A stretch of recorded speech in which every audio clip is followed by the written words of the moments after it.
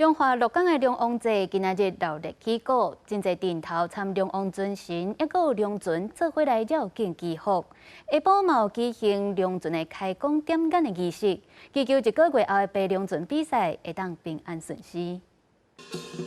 闹热的人铃，阁有水族阵的表演，替2024年的鹿港龙王祭热烈起鼓。随后，众人同齐恭请龙王起驾绕境祈福，要祈求今年5日的爬龙船比赛会当一切顺利。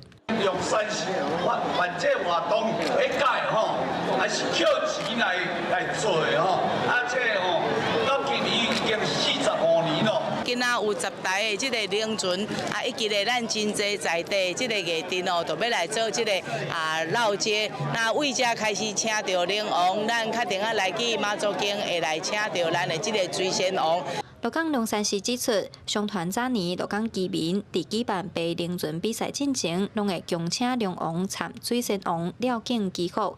仪式伫日本统治时代停办，一直到1978年庙方恢复举办。逐年拢成袂少人来看特别的龙船绕境。最热烈的，最精彩。